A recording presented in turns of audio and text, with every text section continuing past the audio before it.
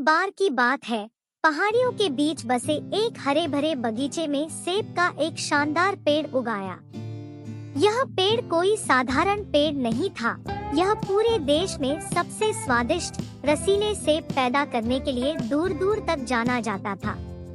उसकी शाखाएं गुलाबी लाल फलों से लदी हुई थी, जो सूर्य के प्रकाश में बहुमूल्य रत्नों की तरह चमक रही थी। सेब का पेड़ ऊंचा और गौरवान्वित खड़ा था। इसकी जड़ें समृद्ध मिट्टी में मजबूती से जमी हुई थी और धरती से पोषक तत्वों को सोख रही थी। हर वसंत ऋतु में इसमें नाजुक गुलाबी फूल खिलते हैं, जिससे हवा एक मीठी मादक सुगंध से भर जाती है, जो मीलों दूर से मधुमक्खियों और तितलियों को बुलाती है।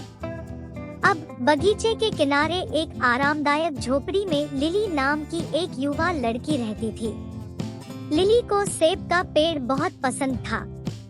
वह अक्सर अपने दिन उसकी फैली हुई शाखाओं के नीचे बैठकर अपनी पसंदीदा किताबें पढ़कर या बस पेड़ की आरामदायक छाया में बैठकर बिताती थी। शरद ऋतु की एक सुहानी सुबह, जैसे ही पत्तियां सुनहरी होने लगी और हवा ठंडी हो गई, लिली को कुछ अजीब सा एहसास हुआ।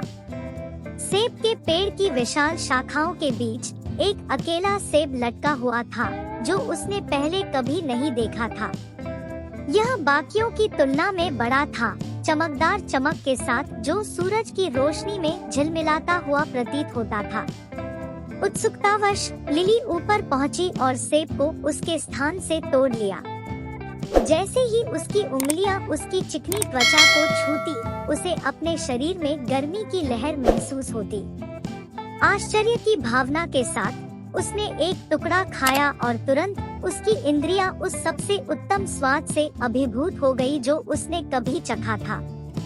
यह ऐसा था मानो सेब में बगीचे की सारी मिठास समाहित हो गई हो एक ही फल में। उस दिन से लिली ने जादुई सेब को अपने बिस्तर के पास एक विशेष लकड़ी के बक्से में सुरक्षित रखते हुए संजो कर रखा।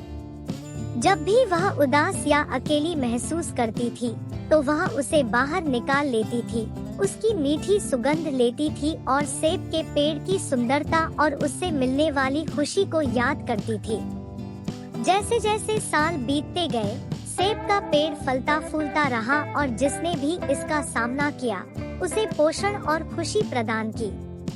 और यद्यपि कई सेब आए और गए, कोई भी उस असाधारण सेब की तुलना नहीं कर सका जिसने लिली के दिल पर कब्जा कर लिया था, क्योंकि उस साधारण फल में उसे उस आश्चर्य और सुंदरता की याद दिलाने की शक्ति थी जो उसे घेरे हुए थी, बगीचे में और उससे परे की दुनिया में।